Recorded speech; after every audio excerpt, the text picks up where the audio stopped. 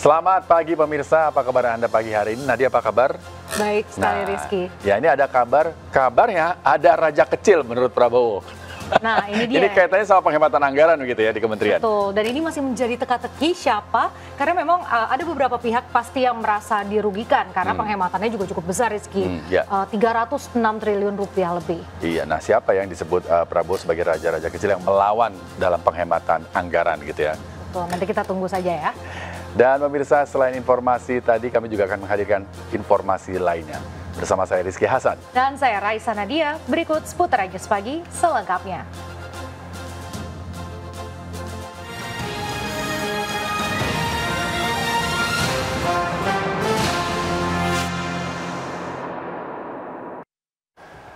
Pemirsa, pabrik plastik di Kelurahan Pamoyanan, Kota Bogor, Jawa Barat terbakar. Kebakaran diduga akibat percikan api dari mesin blower yang kemudian menyambar bahan-bahan kimia di sekitarnya.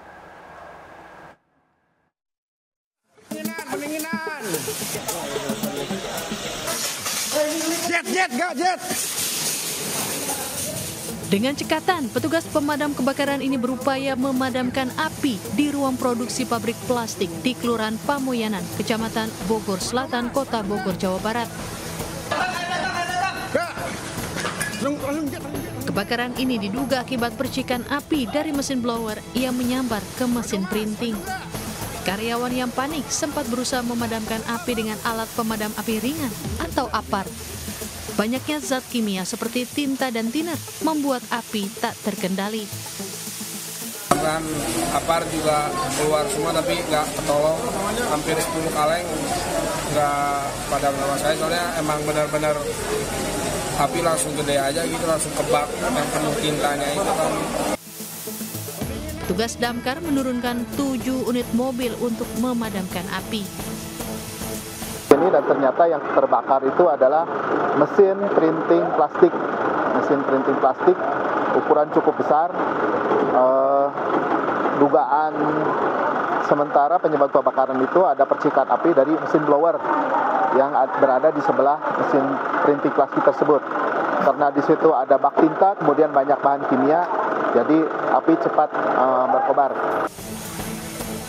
Meski kebakaran terjadi saat proses produksi, namun tak ada korban jiwa dalam kebakaran ini.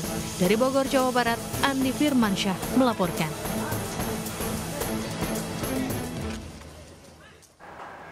Dua bangunan di Kota Serang, Banten terbakar pada Senin malam. Tidak ada korban jiwa, namun pemilik rumah dibawa ke rumah sakit karena syok berat.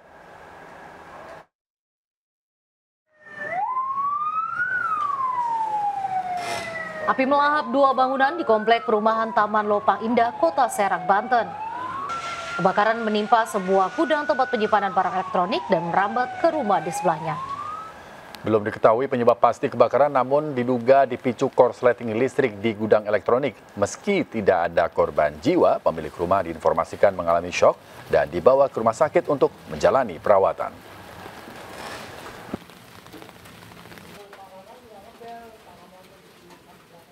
Sembilan orang tewas akibat keracunan alkohol di Cianjur, Jawa Barat. Para korban sebelumnya meminum cairan alkohol kadar 96% dicampur sachet minuman lain.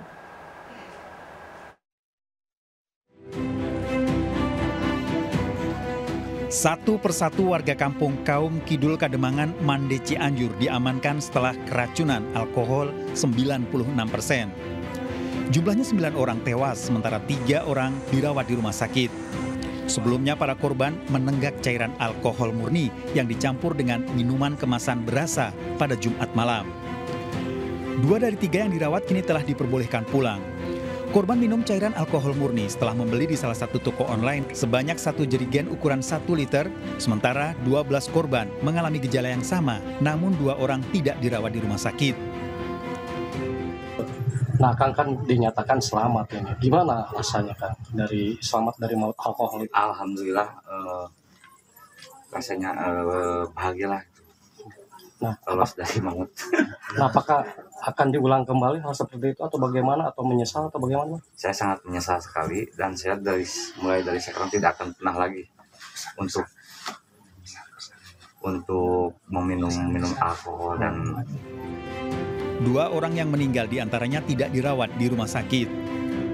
Ada yang meninggalnya di kediamannya masing-masing, kemudian ada yang meninggal di RSUD Sayang, dan ada juga yang meninggal di Rumah Sakit Dr. Hafiz. Untuk sementara ini dari posko pengaduan tersendiri yang dibuat oleh pihak Polres Cianjur yang tepatnya ada di Polsek Mande, sementara tidak ada pengaduan tambahan. Untuk penyelidikan Bang, apakah sudah ada yang dijadikan tersangka? Sementara masih dikumpulkan dulu keterangan-keterangan saksi karena dari yang sehat pun masih enggan untuk memberikan keterangan. Hingga saat ini, 1 orang masih menjalani perawatan intensif di RSUD Cianjur. Dari Cianjur, Jawa Barat, Muhammad Andi Ihsan melaporkan. Pemirsa, ratusan karyawan LPSK berunjuk rasa terkait pemangkasan anggaran akibat Instruksi Presiden Nomor 1 Tahun 2025. Pemangkasan anggaran LPSK mencapai 62%, berdampak pada kualitas perlindungan saksi dan korban. Aksi damai dan diskusi antara pegawai dengan sejumlah pimpinan di halaman gedung LPSK berada di Jalan Raya Ciracas, Jakarta Timur, Senin pagi. Para pegawai menilai pemangkasan anggaran bisa berdampak kepada operasional LPSK. Anggaran untuk LPSK senilai 220 miliar rupiah dipangkas menjadi 144 miliar rupiah hingga tersisa 88 miliar rupiah. Para pegawai meminta kepada pimpinan KPK untuk melakukan moratorium atau penundaan pemangkasan yang dilakukan kepada LPSK. Saat ini LPSK telah menyiapkan usulan efisiensi anggaran yang sesuai dengan kebutuhan mendukung program pemerintah. Dalam rangka mendukung kebijakan pemerintah, gitu ya. Hal-hal yang bisa kita efisienkan ya perlu kita efisienkan, gitu ya. Tapi jangan sampai juga tentu hak korban itu kita sampaikan, gitu ya. Itu langkah efisiensi penting. Gitu ya. Sejauh ini LPSK berkomitmen untuk tetap memberikan layanan perlindungan kepada para saksi dan korban. Dari Jakarta, Rio Manik melaporkan. Pemirsa, Radio Republik Indonesia atau RRI Semarang, Jawa Tengah menonaktifkan siaran Pro 4 baik melalui penyiaran gelombang FM maupun AM. Muncul dugaan penutupan siaran Pro 4 adalah dampak dari efisiensi anggaran belanja atau APBN 2025. Unggahan di media sosial ini mengejutkan banyak pihak, terutama pendengar setia radio di Semarang, Jawa Tengah. Radio Republik Indonesia RRI Semarang mengumumkan menonaktifkan siaran Pro 4, baik melalui pemancar AM maupun FM. Keputusan ini mengejutkan penggemar siaran Pro 4 RRI Semarang. Ya sebenarnya saya sih sangat kecewa. Itu programnya bagus sekali dan waktu saya masih muda itu senang sekali dengan RRI, terutama wayang. Muncul dugaan nonaktif pemancar Pro 4 ini adalah dampak dari efisiensi anggaran APBN 2025 yang ditetapkan Presiden Prabowo. Namun Kepala LPP RRI Semarang Atik Hindari membantah.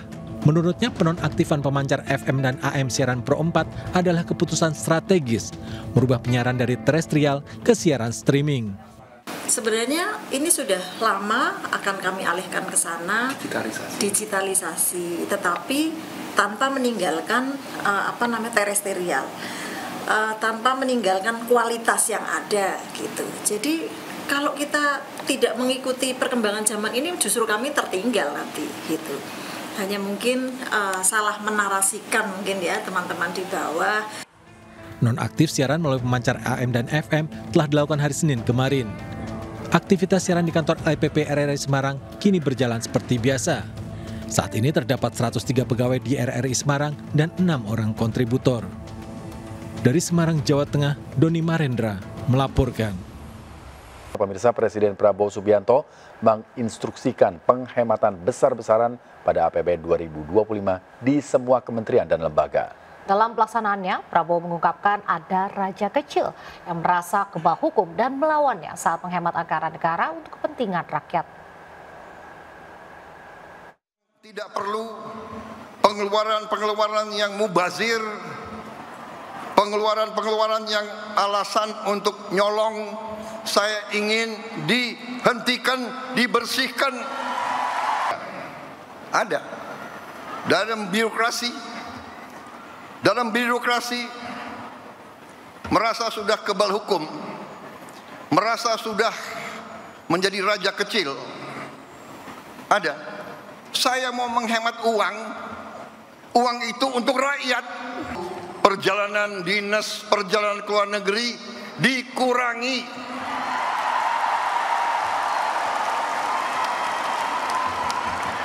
Kau boleh melawan Prabowo, tapi nanti kau lawan emak-emak itu semua itu.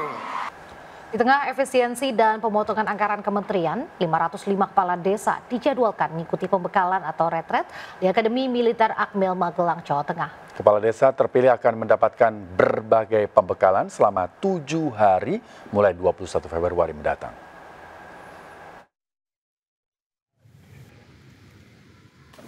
Wakil Menteri Dalam Negeri Bima Arya melakukan simulasi jalur keberangkatan 505 kepala daerah yang akan melakukan retret di Magelang. Salah satu opsi jalur pemberangkatan para kepala daerah usai dilantik di Istana Negara Jakarta pada 20 Februari mendatang, yaitu transit di Istana Kepresidenan Gedung Agung Yogyakarta. Transit direncanakan 21 Februari dari Istana Gedung Agung, para kepala daerah akan menggunakan bus menuju Magelang. Dalam retret nanti, para kepala daerah akan menerima 3 materi inti, mulai dari tupoksi, astacita hingga pembekalan dari Lemhanas. Opsinya adalah berkumpul di Jogja. Nah, di Jogja salah satunya adalah titik ini. Tadi Kepala Istana sampaikan sangat berkenan karena memang sudah sangat memungkinkan juga ya, dan bisa diadakan dengan sangat sederhana, sangat simpel. Ini hanya titik temu saja, meeting point, berkumpul di sini kemudian bersama-sama dengan bis ke Magelang. Retret bagi kepala daerah di Magelang adalah pertama kali dilakukan, sama halnya dengan Menteri dan Wakil Menteri Kabinet Merah Putih. Dari Yogyakarta, Gunanto Farhan melaporkan. Maklar kasus Mahkamah Agung Zarov Rikar menjalani sidang perdana di Pengadilan Negeri Jakarta Pusat. Kasus Zarov terungkap akibat suap vonis bebas terdakwa Ronald Tanur di Pengadilan Negeri Surabaya, Jawa Timur.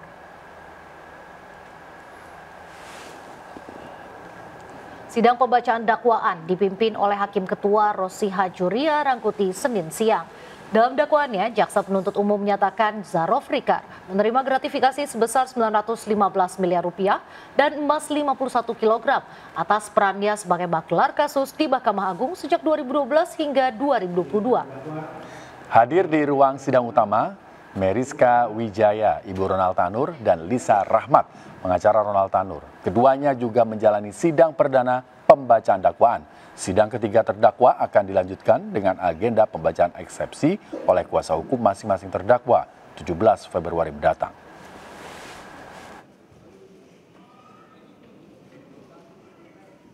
Pemirsa, sidang perdana kasus penembakan bos rental menghadirkan tersangka 3 prajurit TNI Angkatan Laut digelar di Pengadilan Militer 208 Jakarta Timur. Para terdakwa dijerat pasal pembunuhan berencana dengan ancaman hukuman seumur hidup atau hukuman mati.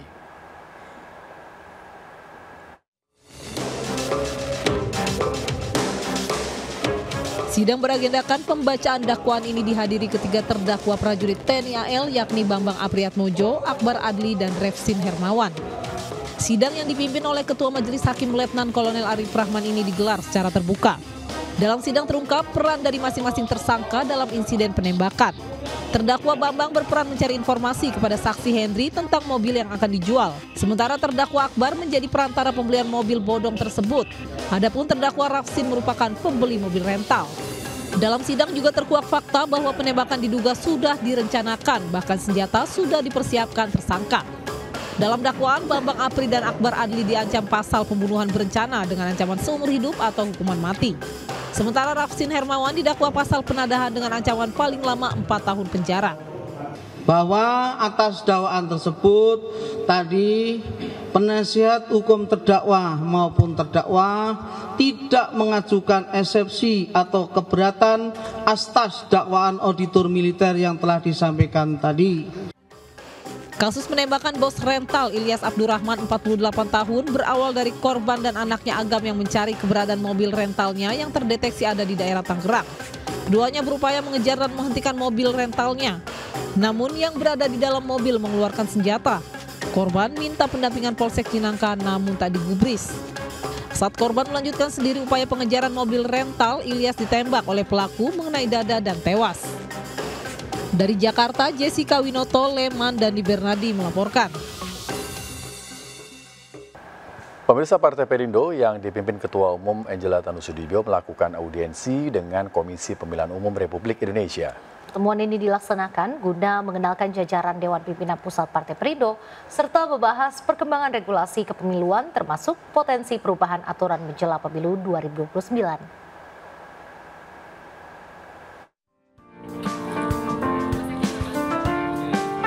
Partai berlambang Raja Wali mengembangkan sayap berkesempatan mengenalkan struktur baru dalam kepengurusan DPP kepada Ketua KPU RI Muhammad Afifuddin saat melakukan kunjungan ke gedung KPU RI Jakarta. Kunjungan dalam rangka audiensi ini diterima langsung Ketua KPU RI Muhammad Afifuddin bersama jajaran. Sebagai partai politik, Perindo yang dipimpin Ketua Umum Angela Tanusudibio ini merasa perlu menjalin komunikasi dengan KPU RI sebagai penyelenggara pemilu agar dapat memahami perkembangan regulasi terbaru terkait kepemiluan. Ada kemungkinan banyak perubahan-perubahan perundang-undangan di dalam menyambut pemilu 2029. Seperti presidensial threshold itu menjadi 0. Kami percaya untuk parliamentary threshold juga akan menuju seperti itu. Karena dasar pemikiran atau dasar undang-undang itu adalah Undang-Undang Dasar 1945. Partai Perindo berharap komunikasi antara Partai Perindo dan KPU terus terjalin dengan baik agar pemilu mendatang dapat berjalan lebih demokratis dan transparan. Dari Jakarta, Wenda Nura Indra Purnama, iNews melaporkan. Kita ke informasi lainnya pemirsa. Kejaksaan Agung menggeledah kantor Direktorat Jenderal Minyak dan Gas Kementerian ESDM di Kuningan, Jakarta. Penggeledahan terkait dugaan tindak pidana korupsi tata kelola minyak mentah dan produk kilang PT Pertamina Subholding dan kontraktor kontrak kerjasama tahun 2018 hingga 2023.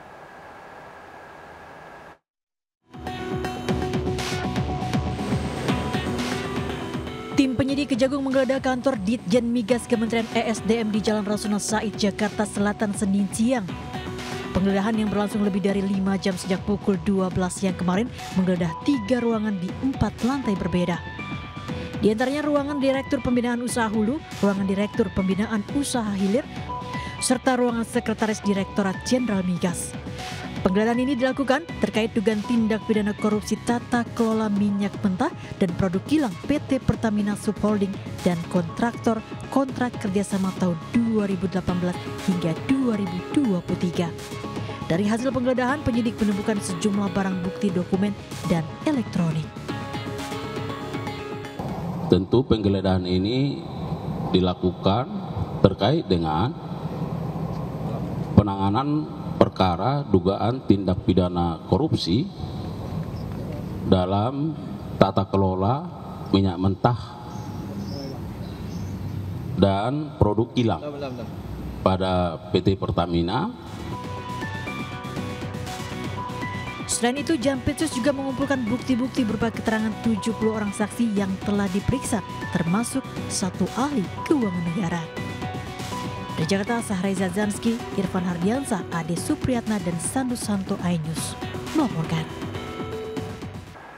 Bareskrim Mabes Polri menggeledah rumah Kepala Desa Kohot Arsin bin Sandip terkait kasus bakar laut di Kabupaten Tangerang, Banten. Dalam pemeriksaan ini, Kepala Desa Arsin tidak ada di tempat.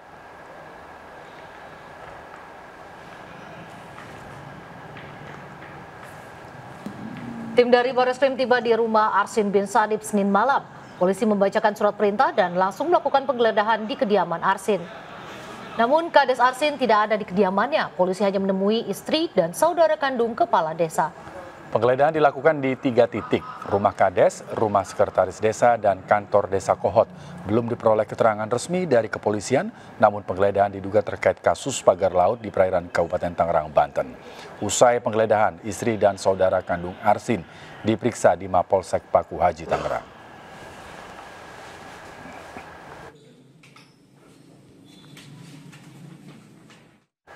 Sementara itu, Bareskrim Polri menyatakan sudah memeriksa Kepala Desa Kohot Arsin bin Sandip terkait kasus dugaan pemalsuan surat SHGB dan SHM di kawasan pagar laut Kabupaten Tangerang. Ya, dalam pemeriksaannya ditemukan modus operandi bahwa terlapor dan kawan-kawannya menggunakan surat palsu untuk membuat permohonan ke kantor pertanahan Kabupaten Tangerang. Dalam kasus ini, Bareskrim Polri telah memeriksa 44 orang saksi. modus operandi di mana terlapor dan kawan-kawan itu menggunakan surat palsu dalam melakukan permohonan pengukuran dan permohonan pengakuan hak ke kantor pertanahan Kabupaten Tangerang. Kita awali dari awal, dari ujungnya kan kita ketahui bahwa terbitnya itu berawal dari surat dari Kepala Desa. Pemirsa, Kementerian ATR BPN telah memberikan sanksi pemecatan kepada 8 pegawai, salah satunya Joko Susanto, mantan Kepala Kantor Pertanahan Subang dan Kabupaten Tangerang. Padahal Joko Susanto sudah pensiun pada Oktober 2024 lalu. Lantas untuk apa memecat pegawai yang sudah pensiun? Joko Susanto diduga memiliki peran vital dalam penerbitan sertifikat laut.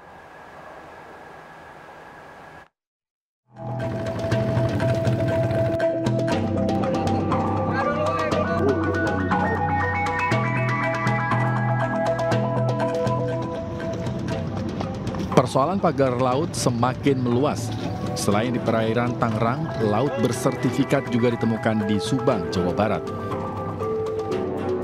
Sertifikat laut seluas 462 hektar dengan 307 bidang diterbitkan oleh ATR BPN Subang di tahun 2021.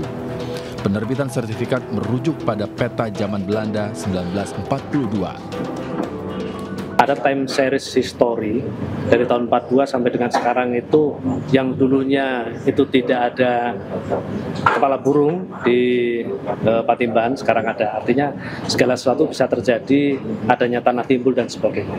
Dan SOP itu sudah kita laksanakan semua. Keterangan Herman langsung dibantah oleh nelayan. Seorang nelayan di Cirewang mengaku sejak Presiden Soeharto, Teluk Cirewang merupakan laut, bukan daratan. Bukan, ini emang laut dari dulu masih dalam, sekarang udah dangkal, udah susah nelayat pun di sini.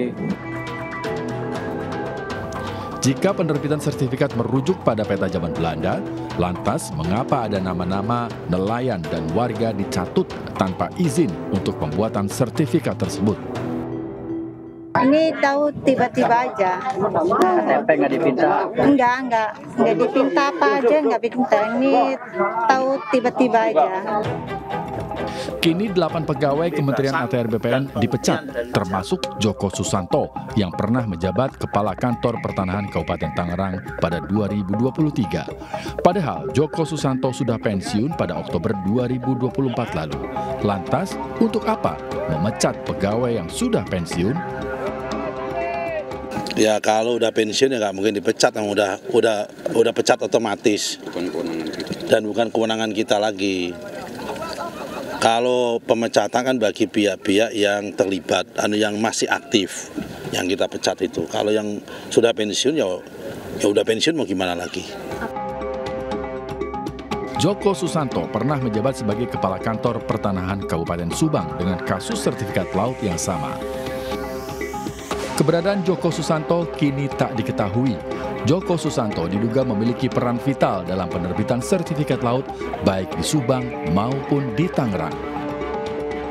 Mereka yang melakukan perbuatan pelanggaran hukum, ya, itu tidak bisa kemudian bebas begitu saja dengan alasan bahwa dia sudah pensiun. Dia mungkin tidak bisa diberikan sanksi administratif oleh atasannya lagi, tetapi sanksi pidana masih tetap bisa dikenakan, misalnya diproses oleh pihak kepolisian misalnya. Penerbitan sertifikat laut harus terus dikawal bersama agar kasus ini dapat diusut tuntas. Aparat hukum harus berani mengambil langkah tegas kepada 8 orang yang telah diberi sanksi oleh Kementerian ATR BPN. Tim Liputan RCTI melaporkan. Kita ke informasi lainnya pemirsa, 280 juta orang ditargetkan menerima medical check-up gratis dengan total anggaran mencapai 4,7 triliun rupiah. Pemeriksaan kesehatan gratis ini selain untuk mendeteksi resiko penyakit sejak dini, juga untuk merujuk warga yang memerlukan penanganan lanjutan baik pasien BPJS maupun non-BPJS.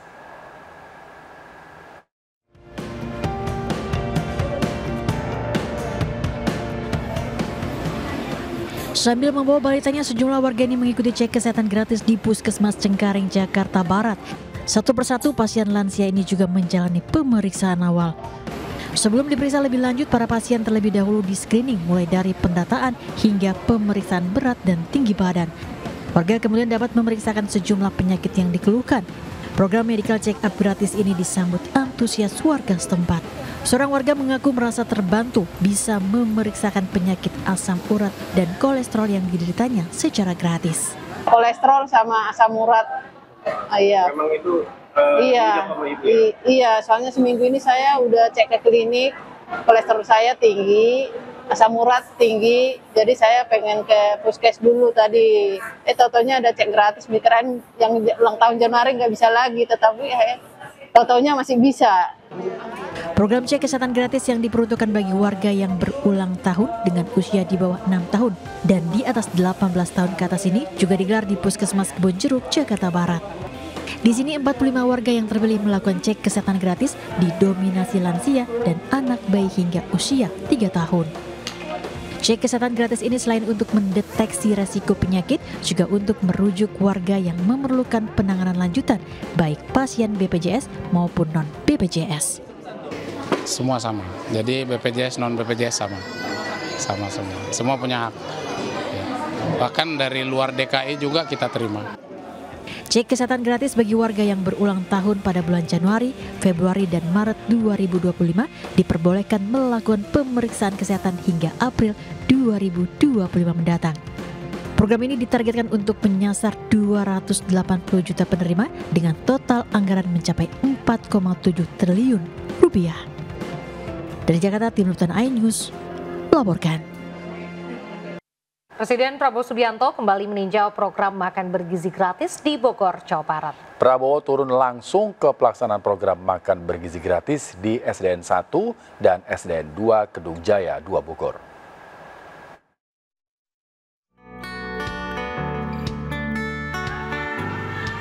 Kedatangan Presiden Prabowo yang mendadak ini disambut antusias oleh warga dan para pelajar di SDN 1 dan SDN 2 Bogor. Rombongan Presiden tiba di SD Negeri Kedung Jaya pukul 9 pagi waktu Indonesia bagian Barat. Mantan Dirjen Kopassus ini didampingi Sekretaris Kabinet Teddy Indra Wijaya. Inspeksi mendadak dilakukan untuk memastikan implementasi distribusi berjalan dengan baik dan lancar di kedua SDN yang lokasinya berdekatan. Di kesempatan itu, Presiden Prabowo sempat melayani siswa dan siswi, warga yang ingin bersalaman dan bersuah foto. Mantan Menteri Pertahanan itu menyempatkan diri untuk duduk di bangku guru agar tidak mengganggu proses belajar mengajar anak-anak di kelas. Usai meninjau sekolah, Presiden Prabowo kembali menyapa, bersuah foto bersama warga dan para pelajar, serta melayani permintaan tanda tangan di sepatu dari beberapa siswa, hingga meninggalkan lokasi makan siang bergizi di Bogor, Jawa Barat. Dari Bogor, Jawa Barat, Tim Liputan melaporkan. Pemirsa, Ketua Umum PDI Perjuangan Megawati Soekarnoputri melanjutkan lawatan ke Arab Saudi. Megawati akan melaksanakan ibadah umroh bersama putra-putrinya Muhammad Rizky Pratama dan Puan Maharani.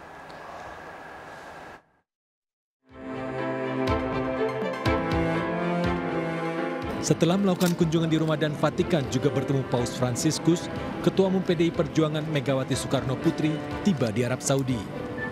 Rombongan mendarat di Bandara King Abdul Aziz Jeddah hari Senin. Megawati didampingi putranya Muhammad Rizky Pratama serta putrinya yang juga Ketua DPR RI Puan Maharani. Kedatangan Megawati disambut Duta Besar Republik Indonesia untuk Arab Saudi Abdul Aziz Ahmad, Konsulat Jenderal Republik Indonesia di Jeddah Yusron Ambari, Ketua DPP PDI Perjuangan Ahmad Basarah, dan Dubes Indonesia untuk Tunisia Zuhairi Misrawi. Rencananya Megawati beserta keluarga akan melaksanakan ibadah umroh dan ziarah di makam Rasulullah di Masjid Nabawi, Madinah. Ya, saya kira sebagai seorang muslimah, Ibu Mega sangat memahami bahwa melaksanakan ibadah umroh ini adalah satu ibadah sunnah yang penuh barokah, penuh rahmah. Dan saya kira Ibu Mega akan berdoa di Mekah Al-Mukarramah ini, khususnya pada saat melaksanakan ibadah umroh. Megawati terakhir kali ke Tanah Suci pada tahun 2012 saat melaksanakan ibadah haji bersama almarhum suaminya, Muhammad Taufik Kemas. Tim Liputan iNews melaporkan. Pemirsa, mantan Menteri BUMN Rini Sumarno diperiksa Komisi Pemberantasan Korupsi sebagai saksi kasus dugaan korupsi transaksi jual beli gas antara PT Perusahaan Gas Negara dan Inti Alasindo Energy. Ibu sehat? Sehat, Bu. Kangen semua Ibu sama senyumnya, Bu. Bu dikasih sama Bu, diperiksa Bu apa? Bu diperiksa sama Rini Sumarno mengaku hanya dikonfirmasi perihal Direktur Utama dan Program PT Perusahaan Gas Negara atau PGN.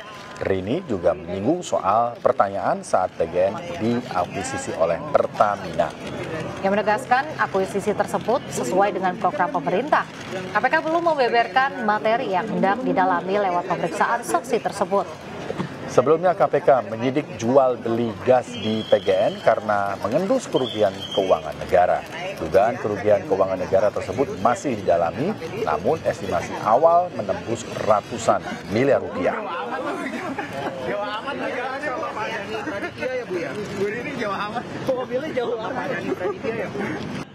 Pemirsa, jelang bulan Ramadan, banyak amalan yang bisa dilakukan. Salah satunya adalah puasa sunnah Ayyamul Bid yang juga bertepatan dengan Nisfu Syaban.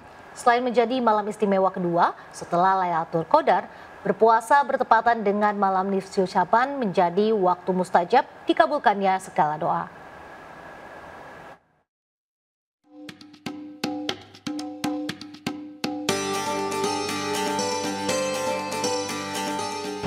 Bulan suci Ramadan tinggal menghitung hari. Umat muslim di seluruh dunia pun bersiap menyambut Ramadan. Ada sejumlah amalan yang juga bisa Anda jalankan. Salah satunya puasa sunnah Ayyamul Bid yang bertepatan dengan Nisfu Syaban. Ayyamul Bid memiliki arti hari-hari putih atau hari-hari terang karena bertepatan dengan bulan purnama bersinar cerah. Puasa ini juga menjadi amalan ibadah yang dilakukan layaknya puasa setahun. Di bulan Februari 2022 ini, puasa Ayyamul Bid berbarengan dengan Nisfu Syaban sehingga pahala yang didapat akan dilipat gandakan. Ya, adapun kalau kita kaitkan dengan bulan Sya'ban, ya karena memang Nisfu Syaban juga jatuhnya pada pertengahan, sehingga akan lebih pas juga kita mengisi Nisfu Syaban siangnya dengan berpuasa. Maka ada hadis yang dinilai doib, qumu lailaha wa sumu naharha. Dirikanlah ibadah pada malam harinya dan berpuasalah pada siang harinya. Itu bisa dipahamin sebelumnya berarti tanggal 14 atau juga setelahnya tanggal 15 atau lebih bagus lagi 13, 14, 15 berpuasa. Syaban juga bulan yang bagus ya, yang baik, yang dilipat gandakan pahalanya gitu ya. Mungkin kalau misalkan emang bisa ya akan dilaksanakan gitu supaya kita dapat pahalanya banyak, supaya menyambut Ramadan juga. Harusnya emang kalau misalnya setiap bulan aja 13, 14, 15 itu udah puasa, tambah lagi Senin Kamis. Jadi sebenarnya udah lebih dari 10 hari kali ada yang bertepatan juga sih. Cuman memang harusnya kita puasa sebanyak itu gitu supaya badan itu sehat ya. Allah sudah turunkan seperti itu gitu. Harusnya memang ya muslim menjalani itu gitu. Puasa ini bisa Anda lakukan mulai Rabu 12 Februari mendatang.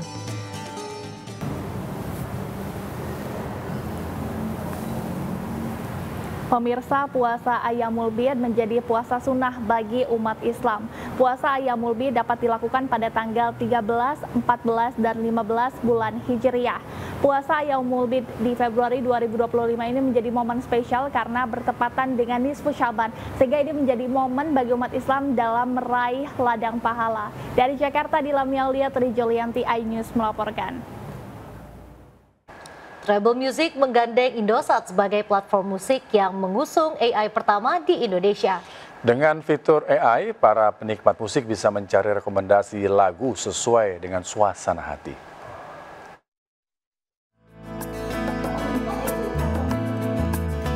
Treble Music Indonesia, satu-satunya platform musik yang pertama kali menggunakan fitur AI, menjalin kerjasama dengan Indosat untuk memberikan pengalaman baru bagi para penikmat musik untuk menemukan musik rekomendasi sesuai dengan suasana hati mereka. Treble Music Indonesia bersama Indosat memiliki komitmen dan semangat yang sama dalam mempercepat transformasi digital di Indonesia. Treble Music ingin memperkenalkan dan menjangkau lebih banyak masyarakat dalam penggunaan AI untuk hiburan musik seperti membuat playlist sesuai permintaan, membuat lirik lagu, hingga berdiskusi seputar musik dalam satu aplikasi yang sama. Indosat merupakan satu-satunya mobile carriers yang sangat fokus terhadap AI. Dan saat ini Treble Max juga adalah satu-satunya musik aplikasi berbasis AI yang bisa menghadirkan pilihan lagu dengan mudahnya sesuai dengan mood ataupun keinginan daripada users untuk segera menghadirkan lagu-lagu pilihan terbaik. Indosat sendiri sebenarnya punya tujuan yang kita lihat visi misinya sama nih sama Treble, di mana kita mau mengembangkan AI sebagai salah satu teknologi yang mau kita jadiin competitive advantage gitu ya di market gitu. Nah, kita lihat karena visinya sama dan Treble itu satu-satunya partner yang punya teknologi si Treble Max AI. Selain itu, pengguna Indosat juga sangat dimudahkan untuk mendapatkan fitur Treble Music dengan merogoh kocek mulai dari Rp2.000 untuk bisa mendengarkan lagu favorit secara offline. Dari Jakarta, Ismalia Yudi Permana, iNews melaporkan. PT MNC Life Assurance dan Bank BPD Bali resmi berkolaborasi menghadirkan program asuransi jiwa kredit bagi nasabah Bank BPD Bali. Program tersebut dirancang untuk memberikan perlindungan bagi nasabah Bank BPD Bali yang memiliki fasilitas kredit. Kerjasama ini ditandai dengan penandatanganan MOU antara MNC Life dan Bank BPD Bali di gedung MNC Bank Kebon Sirih, Jakarta Pusat. Program asuransi jiwa kredit tersebut dirancang untuk memberikan perlindungan nasabah Bank BPD Bali yang memiliki fasilitas kredit. Dengan adanya program tersebut, sisa kredit nasabah akan dilunasi apabila terjadi resiko meninggal dunia dan cacat tetap sebelum kewajiban kreditnya terpenuhi, sehingga keluarga nasabah tidak terbebani oleh kewajiban finansial yang tersisa. Dari unit-unit lain Pak di MNC Group, khususnya MNC Capital yang memiliki layanan jasa keuangan lain sangat antusias untuk mengembangkan usaha dan bersinergi dengan BPD Bali, karena BPD Bali adalah salah satu BPD yang tumbuhnya sangat baik sekali dengan aset yang semakin besar. Kami berkomitmen untuk memperkuat sinergi ini supaya kita bisa mendatangkan manfaat kerjasama yang saling menguntungkan antara kedua belah pihak. Fungsi dari asuransi adalah pengalihan risiko. Untuk itu kali ini kita bekerjasama dengan BPD Bali untuk mengalihkan risiko kredit nasabah BPD Bali kepada MNC Life. Kami berharap kerjasama ini bisa memperluas cakupan BPD Bali dan juga MNC Life. Bank BPD Bali sambut baik kerjasama yang saling menguntungkan demi kemajuan masyarakat Bali. Dan kerjasama ini tidak berhenti di sini dan kami terus akan memperluas lagi kerjasama-kerjasama lain, tentunya dalam rangka peningkatan kapasitas bisnis Bank BPD Bali yang selama ini kinerja kami bisa tumbuh positif dengan laba tumbuh hampir 19%. Tentunya tahun 2025 pemegang saham mengharapkan pertumbuhan ini bisa dipertahankan dan bisa ditingkatkan. Dengan adanya kolaborasi antara MNC Life dan Bank BPD Bali merupakan langkah strategis dalam memperluas jangkauan MNC Life dalam memberikan perlindungan finansial bagi masyarakat. Dari Jakarta, Rian Rahman, iNews melaporkan. Kami akhiri jumpa kita pagi ini. Pemirsa, berita-berita yang kami sampaikan di program seputar News pagi hari ini juga dapat dilihat di okezone.com. Silakan men-scan barcode yang tertera. Saya Raisa Nadia. Dan saya Rizky Hasan. Selamat beraktivitas. Tetap semangat dan sampai jumpa.